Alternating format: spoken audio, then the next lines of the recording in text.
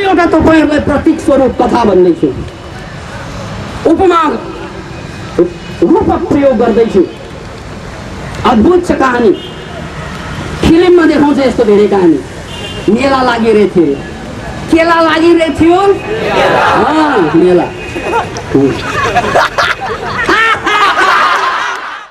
त्यो मेला हेर्नु त के गरिब के धनी सबै पुग्छन् अरे। त्यत्तिकैमा एकजना करोडपतिको बाउ एक्लो छोरो लिएर मेलामा पुगेका छन् अरू जस्तै। तर मेलामा ठुलै भुइँचालो गएछ, तुफान आएछ, के भएछ, सबै जोगिनको लागि भागाभाग भए। त्यत्तिकैमा त्यो करोडपतिको बाउ एकातिर, छोरा अर्कैतिर भयो।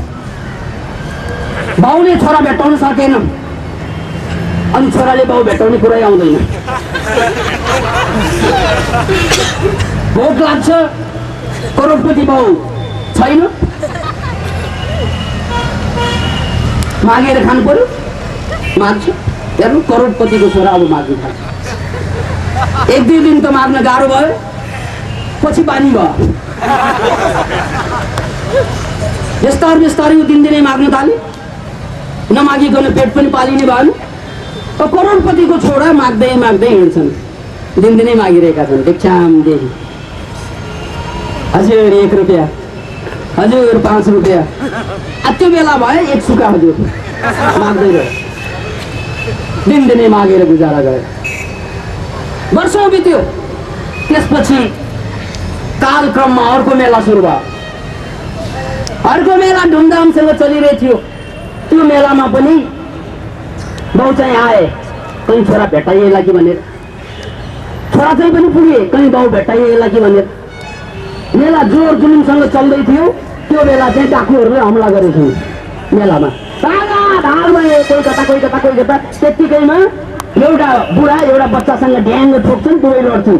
मलाई आँखा देख्दैन चाहिँ क्या हो भने यसरी आँखामा हेरेको त आफ्नै छोरा परेछ, यसरी हेर्छन् त आफ्नै बाउ परेछ। देख्न साथ पापा यो भन्ने साथ ओइको भिखारी करोडपति लजा। उनले केही गरेको थिएन। बुवा भन्दा साथ करोडपति भयो, भन्न मात्रै बाँकी रहेछ। उनले किन मागेर बसे? किनभने बाउ बिर्सी, बाउले छोरा बिर्सी र त भिख माग्दै रहे। जिन्दगी भिखमा गुजारा हुँदै रह्यो। र जुन दिनमा यो थाहा पायो कि मेरो बाउ यो यिनको छोरा म या मेरो छोरा यिनी, त्यही दिनमा त्यो भिखारी करोडपति। बस त्यो मेलामा हराएका केटा, खाते भाते भएर बाँचेकाहरू हामी जम्मै नेपाली हौँ, हामी जम्मै एसियन हौँ। याद राख्नुहोस् यसलाई। किनभने सभ्यता हामीले सुरु गरेको बिर्सनु भयो,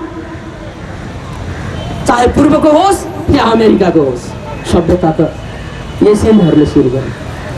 इतिहास गएर पल्टाउनुहोस्, यदि यो कुरामा अझै भरोसा छैन भने। इन्साइक्लोपिडिया पल्टाउनुहोस्, अझै यो कुरामा प्रमाण चाहिन्छ भने। याद राख्नुहोस्, त्यही एसियनहरू जसले सभ्यता सुरु गरे, आज हामी भिख मागिरहेका छौँ। अमेरिकासँग एड्स मागिरहेका छौँ। भिख होइन त्यो, एड्स भनेको एकपल्ट दिएको एड हुन्छ, धेरैपल्ट भएपछि एड्स हुन्छ। इङ्ग्लिसको तरिकै त्यही हो। एड भनेको सहयोग, 2 पल्ट भयो भने यस थपिन्छ त्यसमा। कसैसँग तपाईँले सहयोग माग्नुभयो र उसले यस थपिदियो भने, यस भन्यो भने एड्स भयो। हेर्नुहोस् त खतरा। त्यस कारण यस नभन्नुहोस्, नो भन्नुहोस्। यस भन्यो कि एड्सलाई भनेको मतलब धेरै ऋण लिन थाल्यो भने घिन लाग्छ मान्छे। अहिले हामी हाम्रा सरकार चलाउने मान्छेहरूले यसरी माग्छन्, बाबा बेपेसरा, बाबा भिक्षाम दिन। हाम्रो राष्ट्र गौरवका साथ भिख मागिरहेका छन्। देश चलाउनको लागि, बजेट चलाउनको लागि अरूसँग माग्छन्। किन माग्नु? लाज शर्म धर्म नभएपछि स्ट्यान्डर्ड बढ्यो, प्लेन चढेर गएर माग्नु जान्छ।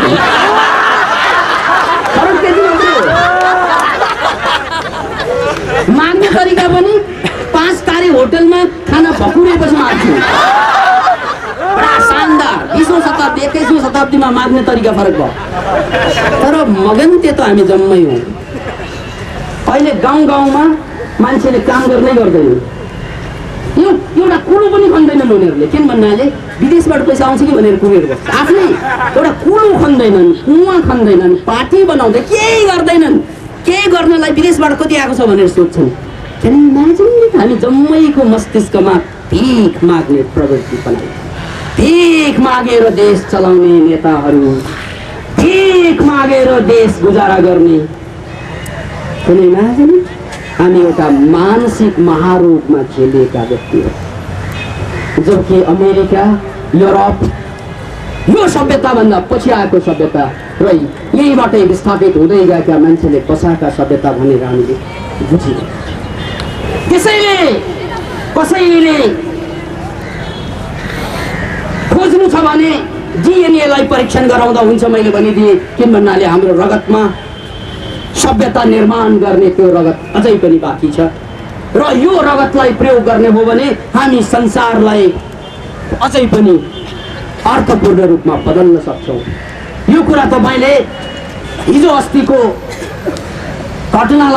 घटनाक्रमलाई हेर्दा पनि बुझ्न सक्नुहुन्छ कि यो सभ्यता सुरु गर्ने चाहे वाङ्गे नदीको किनारमा सुरु भएको चीनको सभ्यता होस् या युफ्रेटस र टिग्रिसको किनारमा सुरु भएको बेबिलोनको सभ्यता होस् या इन्डस भ्यालीको सभ्यता हुन्, यो जम्मै यताको सभ्यता यहीकै मान्छेले निर्माण गरेको कारणले गर्दा जब यहाँका मान्छेहरू विज्ञानमा जोडिन थाले तब संसारमा यहाँका मान्छेहरूले पनि अद्भुत चमत्कार गरेका हुन् एसियाले। त्यो सबभन्दा पछिल्लो योभन्दा अघिल्लो उदाहरण जापान बनेको थियो कि जापानिजहरूले यस्तो आधुनिक सामानहरू, यस्तो वैज्ञानिक उपकरणहरू विकास गरेर देखाइदिए त्यो जापानको बजारमा कम, अमेरिकाको बजारमा बढी अमेरिकनहरूले बढी किन्न बाध्य बनाएको होइन। अस्ति त्यही कुरा अहिले चाइनाले सारा संसारमा जहाँ गए पनि चाइनिज माल भेट्टाउन थालिसकेका छन्।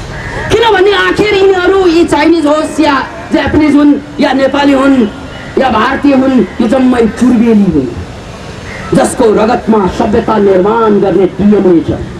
याद राख्नु, यो डिएनए अझै छ र यसलाई मौका दिने हो भने अझै यसले एउटा नौलो सभ्यताको निर्माण गर्न सक्छ। यसभित्र अझै बीज छ। याद राख्नु, बिउ जतिसुकै पुरानो किन नहोस्, बिउ जतिसुकै पुरानो किन नहोस्, त्यसलाई जोगाएर राख्ने हो भने 1000 वर्ष पछाडि रोप्दा पनि उम्रिन्छ फेरि, तर जोगाउनु पर्छ त्यसलाई। किनकि बिउ जोगियो भने त्यो बिउले निर्माण गर्छ, त्यो बिउले फल दिन्छ, मात्र बिउलाई जोगाउनु पर्छ। र इतिहासको क्रममा जोगिएका हामीहरू अहिलेसम्म मारिए छैनौँ। कतिवटा क्रान्ति आयो नेपालमा, अहिले पनि बाँचिरहेका छौँ हामीहरू, हेर्नुहोस्। त्यसकारण हामी जम्मै जोगिएका बिउ हौँ। याद राख्नुहोस्, हामी जम्मै जोगिएका बिउ हौँ। यदि हामीलाई मौका दिने हो भने, यदि हामीले त्यो वातावरण सिर्जना गर्ने हो भने हामीले फेरि मानव इतिहासमा नौलो सभ्यता यहीँबाट, यही भूमिबाट पनि सुरु हुन सक्छ। याद राख्नुहोस्, मात्र तपाईँ हामीले त्यो बिउलाई फेरि उठाउनु पर्छ, फेरि जगाउनु पर्छ त्यो बिउलाई। अन्यथा हामी भिखारी त भइसकेकै छौँ। हामी संसारको सबभन्दा घटिया मान्छेको रूपमा प्रस्तुत त भइसकेकै छौँ। नेपाली भन्यो भने संसारमा खास गरी इमिग्रेसनमा अरू ठाउँमा भन्दा एयरपोर्टमा सबभन्दा बढी दुःख पाउने नेपालीहरू नै हुन्छन्।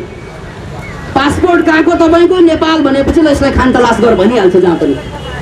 म धेरै देशमा घुमेछु, हरेक ठाउँमा यही धोका खाएको छु। नेपाली भनेपछि त्यहाँ शङ्काको घेरामा, किनभने नेपालीहरूले अहिलेसम्म बदमासी मात्रै गरेको रेकर्ड पाए।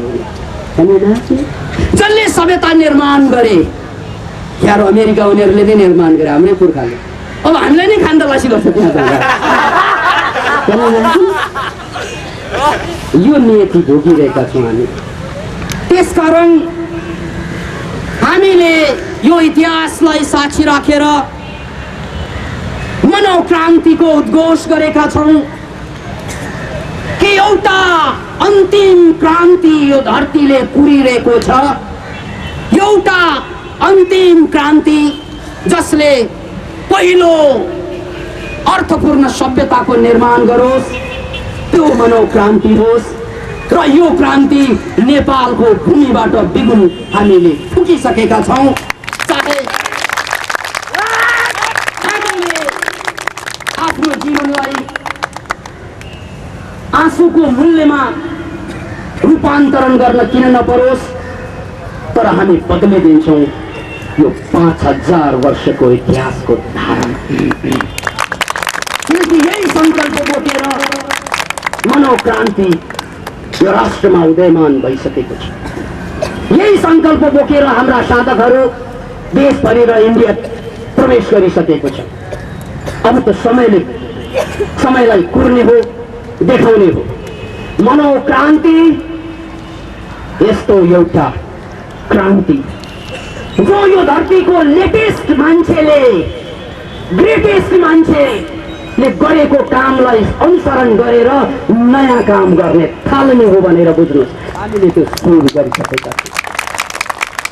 काठमाडौँबाट सुरु भएको यो मनोक्रान्तिको अभियान बिस्तारै बिस्तारै पूर्वको इलामदेखि पश्चिमको बैतडीसम्म पुगिसकेको छ र भारतमा मनोक्रान्तिलाई लिएर हाम्रा साधकहरू गइसकेका छन्। र हाम्रो उद्देश्य भनेको संसारको सबै राम्रो कुरालाई एक ठाउँमा जोड्ने र खराब कुरालाई सदुपयोग गर्ने। यसरी हामीले एउटा नयाँ मान्छेको अवधारणा पेश गरेका छौँ, जहाँ यो 3वटा मस्तिष्क होइन 4थो मस्तिष्कको विकास होस्। अतः म यहाँहरू समक्ष पुनः एकपल्ट आजको प्रवचनलाई अनुसरण गर्न, आजको प्रवचनलाई चिन्तन गर्न, मनन गर्न हार्दिक अनुरोध गर्दछु। किनकि यो इतिहास बदल्ने मुर्दाहरूले हुँदैन कहिले पनि, मुर्दा सिद्धान्तले हुँदैन कहिले पनि, बितेका कुराले हुँदैन कहिले पनि। जहिले पनि इतिहासको धार जिउँदाहरूले बदल्छन् र तपाईँ पनि जिउँदै हुनुहुन्छ, म पनि जिउँदैछु, हामी जम्मै जिउँदा छौँ। त्यसकारण इतिहास जहिले पनि जिउँदो मान्छेले बदल्छ। त्यसैले हामीले कुनै मुर्दालाई बोकेनौँ, न कुनै मार्क्सवादलाई बोक्यौँ, न बौद्धलाई बोक्यौँ, न हिन्दूलाई, न जातिलाई, न वर्गलाई। हामीले संसारको सबै कुरालाई काँध थाप्यौँ हरकुलसले जस्तै। लाओ मार्क्सवाद पनि आऊ यहाँ, बौद्ध धर्म पनि आऊ यहाँ, क्रिस्चियन पनि आऊ यहाँ, अमेरिकाको सभ्यता पनि आऊ यहाँ, विज्ञान पनि आऊ यहाँ, कला पनि आऊ यहाँ, संस्कृति पनि आऊ यहाँ। हामी हरकुलस बन्दैछौँ, सारा संसारको कुरालाई उचालिदिन्छौँ हामीले। किनभने हामी 21औं शताब्दीका मानव इतिहासका सबभन्दा कान्छा र कान्छीहरू हो। कान्छा रे कान्छी रे प्यारो मेरा साँचा रुक जान जा दिल तोड के। दिललाई तोडेर नजानुहोस् मित्र, जोड्नु दिललाई। कोसँग? कान्छाले कान्छीसँग होइन, कान्छा र कान्छी दुवैले मनोक्रान्तिसँग।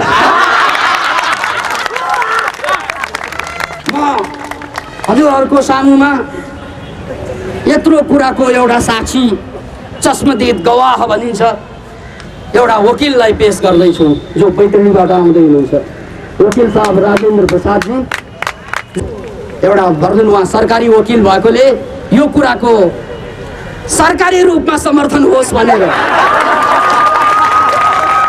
किनकि हामीलाई लाग्ला कतिलाई यो ठुल्ठेलको चटक होला जस्तो, यो ठुल्ठुलो कुरा गर्ने अनि सानो काम गर्ने मान्छेहरू पहिला जस्तै छुट्याउने यो पनि हो जस्तो लाग्ला।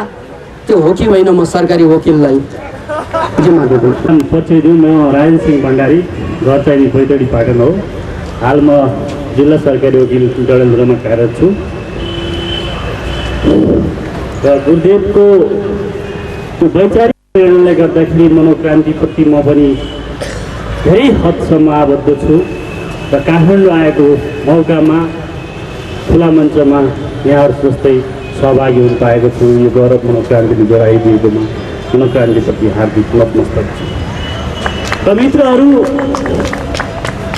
मैले मनोक्रान्तिको बारेमा धेरै भनिरहनु पर्ने त केही आवश्यकता जस्तो लाग्दैन मलाई।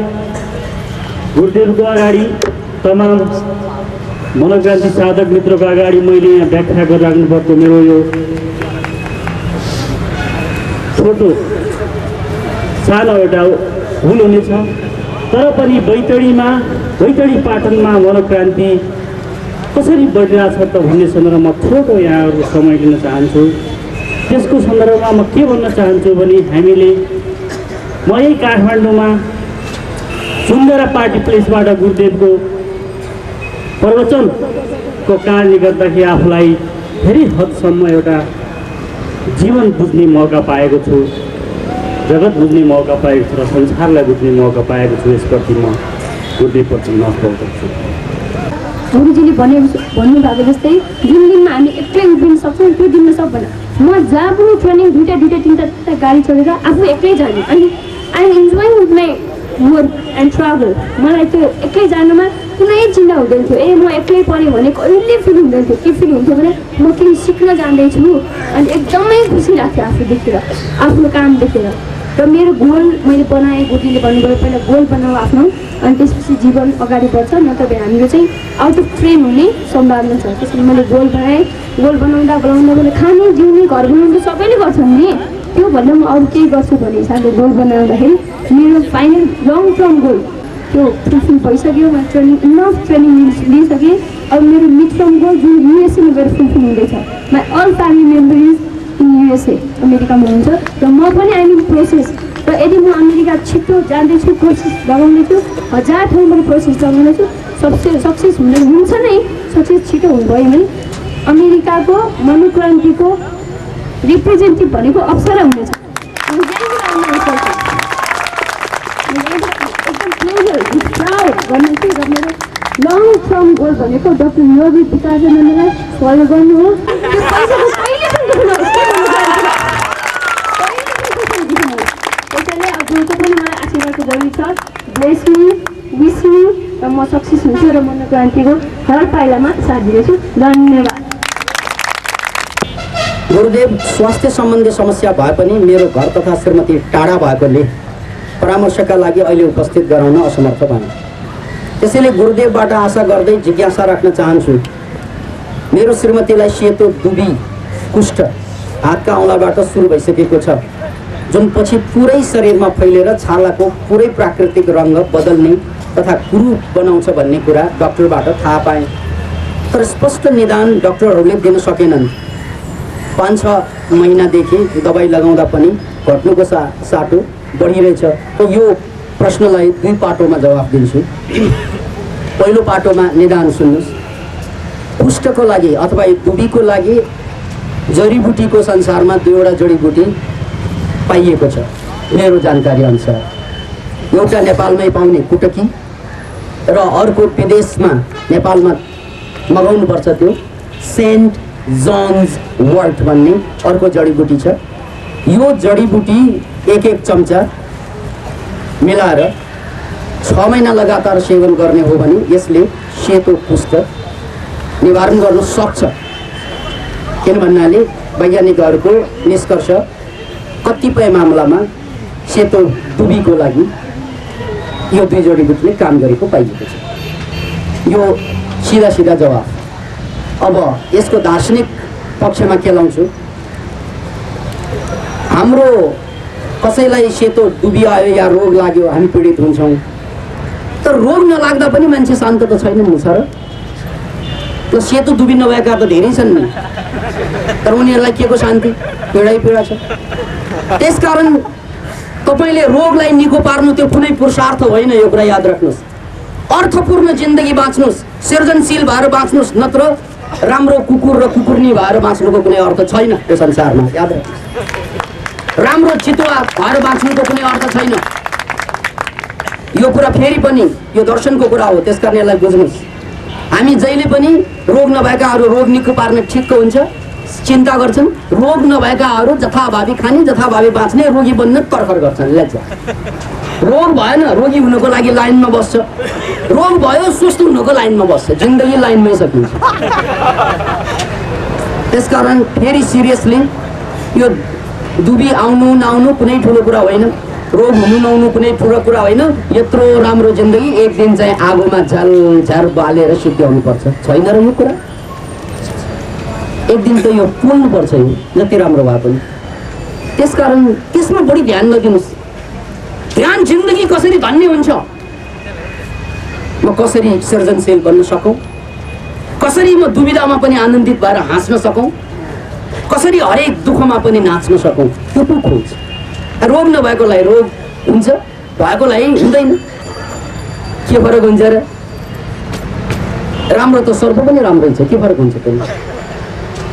राम्रो तर गौमुन जस्तो टस्ने खालको के काम थियो?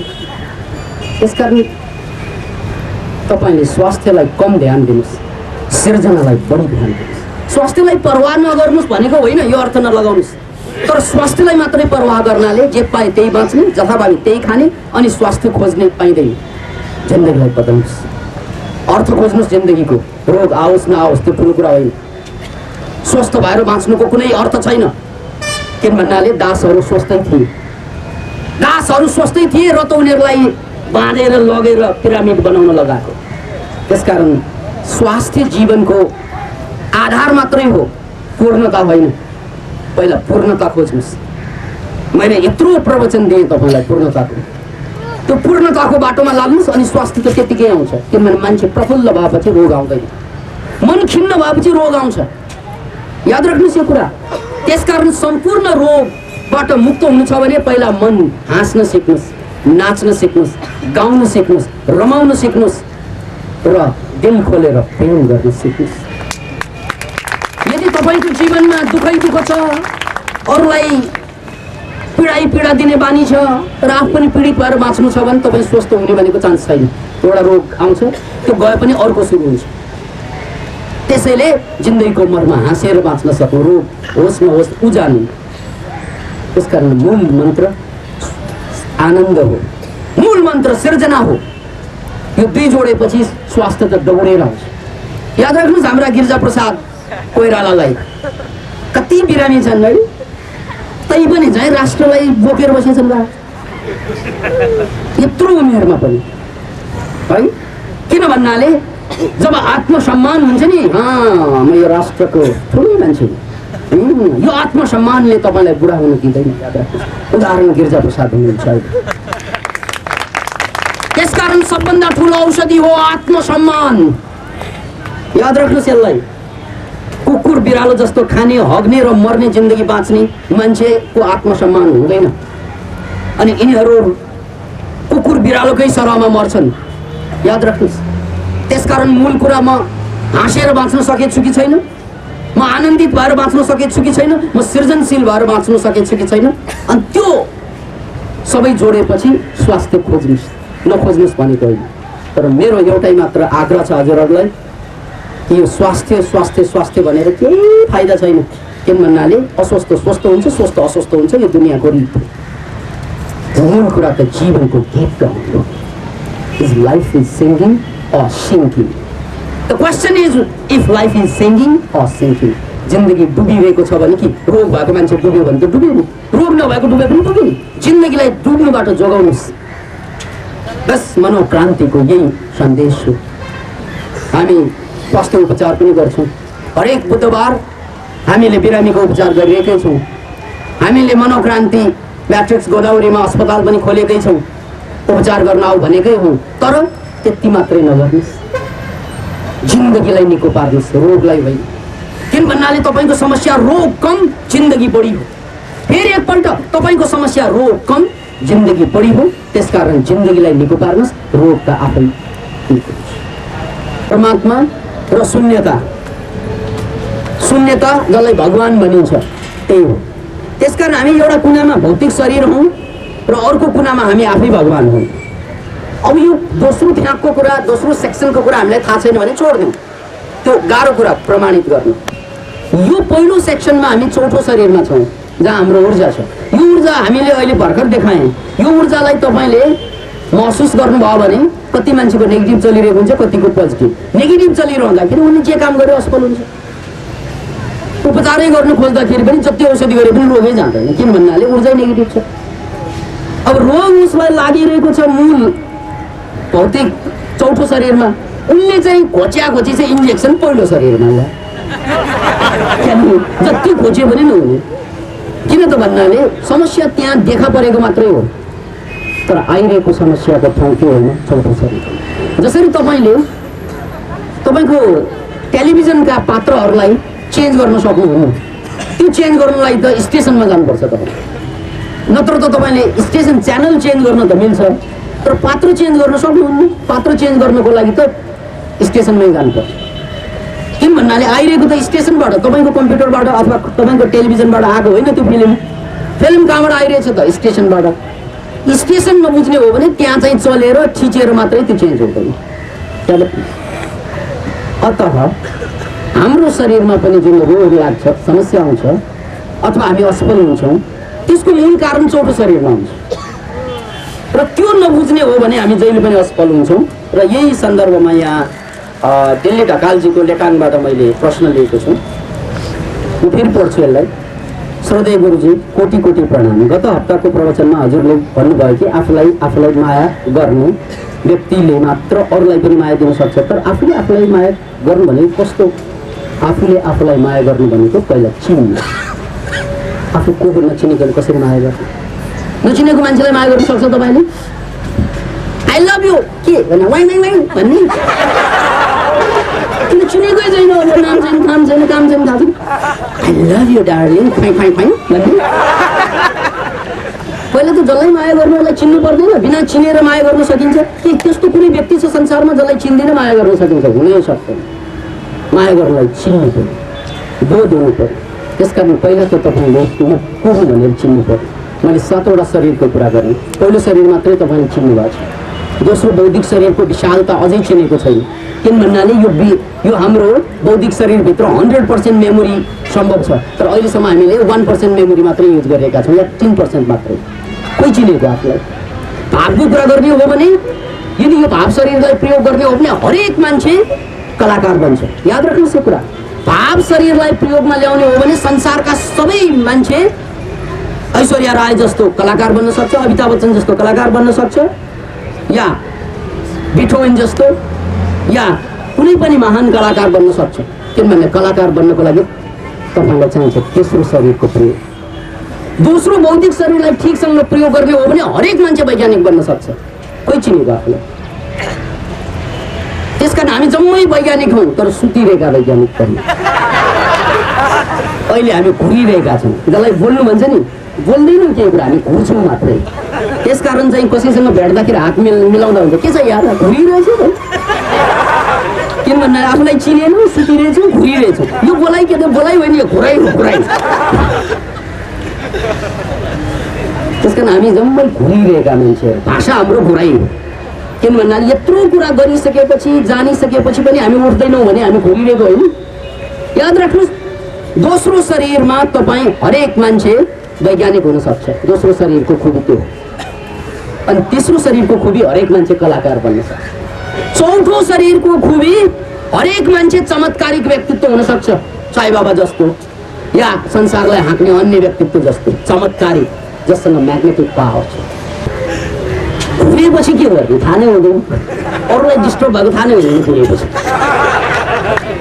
त्यसकारण अहिलेसम्म हामी घुरेर बसेका छौँ भन्ने प्रमाण चाहिँ हामी यही देख्छौँ। साँच्चै हामी जागेको भए त यो कुरालाई टक्क टिपेर मसँग त 7-7वटा शरीर छ यार, एउटा मात्रैमा कहाँ अरू लिइरहेको 6वटा खोइ भनेर खोज्नु पर्दैन। त्यहीबाटै उठ्छ मान्छे। किन तपाईँ वैज्ञानिक बन्ने सम्भावना छ दोस्रो शरीरमा, कलाकार बन्ने सम्भावना छ तेस्रो शरीरमा, संसारलाई हाँक्ने सम्भावना छ चौथो शरीरमा। खोइ जानेको त्यसलाई। बस त्यसकारण आफूलाई माया गर्नु भनेको आफूलाई चिन्नु हो मित्र। तपाईँको बौद्धिक क्षमतालाई चिन्नु, त्यो कहाँसम्म पुग्न सक्छ? भावनाको शक्तिलाई चिन्नु, त्यो कहाँसम्म तन्किन सक्छ? ऊर्जालाई चिन्नु, यो 7वटा चक्रले हामीलाई कहाँसम्म पुर्याउन सक्छ? बस यो भयो माया। I love you darling. अब बिहान उठ्नुहोस्, महिना हेर्नुहोस्, आई लभ यु डार्लिङ। चिन्नु सक्यो, यो माया गर्नु आफै। किनभने नचिनिकन माया हुँदैन। हेर्नुहोस् त, म मायाकै भाषा बोल्दैछु, मेरो भाषा फर्काउँदैछु, समय फर्किँदैछ। किनभने मेरो जिब्रोले दिल बुझ्दैछ, अनि दिल बुझ्दै फोर्नुपर्छ।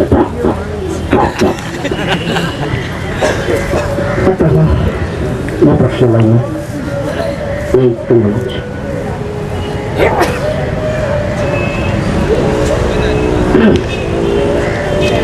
कसैको प्रश्न बाँकी आएको थियो?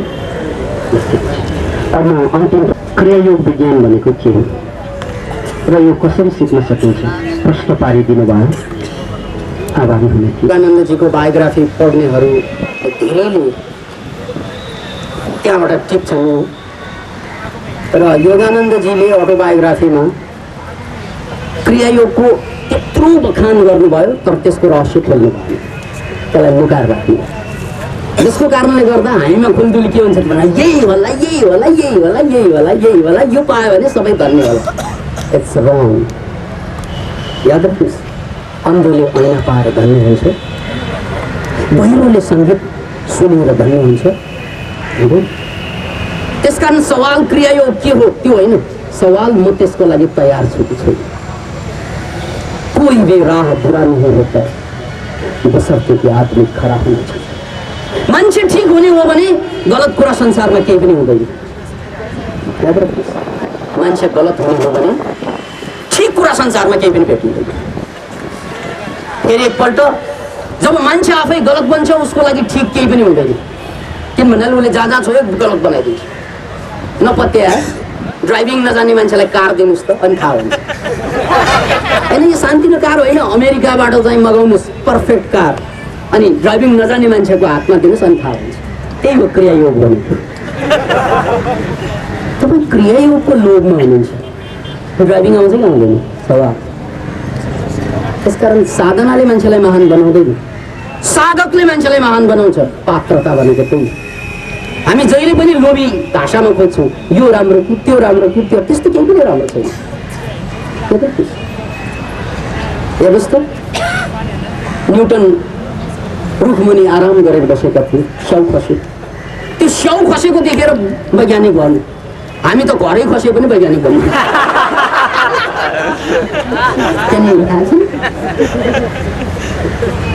त्यसैले कुन खसाइले न्युटन जन्माउँछ सर भनेर सोधेर हुन्छ। त्यसैले बन्धु, क्रियायोगको एउटा जवाफ त यो हो कि क्रियायोगले मान्छेलाई महान बनाउँदैन। मान्छेलाई महान उसको पात्रताले मात्रै दिन्छ। त्यसकारण उसमा पात्रता छैन भने त्यो ड्राइभिङ नजान्नेलाई गाडी दिए जस्तै, पाइलटिङ नजान्नेलाई प्लेन दिए जस्तै। त्यो बाटोको कुरा, जुनै बाटो रोजे पनि हुन्छ, हिँड्ने मान्छे चाहिन्छ। यदि बाटै छैन भने हिँडे हुन्छ, बाटो बन्छ त्यो, तर हिँड्ने मान्छे चाहिन्छ। फेरि एकपल्ट जुनै बाटो रोजे पनि हुन्छ, हिँड्ने मान्छे चाहिन्छ, बाटै नभए पनि हुन्छ, हिँडेपछि त्यो बाटो बन्छ। अतः कुन महान भनेर जाँचेर नबस्नुहोस्, म त्यसको पात्र हुँ कि होइन, मूल कुरा। म पात्रतै छैन भने मेरो लागि केही पनि महान छैन। यो दार्शनिक जवाब। अब व्यावहारिक कुरा गर्ने हो भने, बौद्धिक कुरा गर्ने हो भने क्रियायोगको बारेमा योगानन्दजीले केही नभन्नु भए पनि योग शास्त्रमै क्रियायोगको बारेमा व्याख्या छ र क्रियायोगको एउटा सत्यानन्दजीले पस्कनु भएको व्याख्या के हो त भने कुनै पनि साधनाको लागि टाइम निश्चित नगर्नु। मैले टाइम बित्यो त्यसकारण म साधना गर्दिनँ नभन्नु, टाइमसँग परवाह नगर्नु, अवस्थासँग परवाह नगर्नु। साधना जुन समातेको छ त्यो कम्प्लिट नभएसम्म जुनै बेला गरे पनि हुन्छ, राति 11 बजे गरे पनि हुन्छ, 1 बजे गरे पनि हुन्छ, बिहान गरे पनि हुन्छ, दिउँसो गरे पनि हुन्छ। किन भन्नाले साधकको काम चाहिँ साधना गर्नु हो। त्यसकारण उसले चाहिँ यो बहानामा त्यो बहानामा नगर्ने। मैले टन्न भात खाएको छु त्यसकारण अहिले ध्यान गर्नु हुँदैन होइन, त्यही पनि गर्नुहोस्। कहाँ गाडीमा छु त्यसकारण मिल्दैन त्यो नभन्नु, तै पनि गर्नुहोस्। दिनभरि थाकेको छु त्यसकारण चाहिँ आज नगरौँ त्यो पनि नभन्नु, तै पनि गर्नुहोस्। त्यसलाई पनि क्रियायोग भनिन्छ। त्यसकारण क्रियायोग भनेको के हो भन्ने कुरा सत्यानन्दको परिभाषा फरक हुनसक्छ, पतञ्जलीको परिभाषा फरक हुनसक्छ र योगानन्दजीको परिभाषा फरक हुनसक्छ। त्यसकारण जसले भनेको हो त्यो परम्पराबाट सिक्ने कुरा हो, त्यही सिक्नु पर्यो भने। जहाँबाट टिक्नु भएको हो उनीहरूको एउटा परम्परा हुन्छ, त्यहाँबाट टिक्नुपर्छ। बस यति मात्र बुझौँ।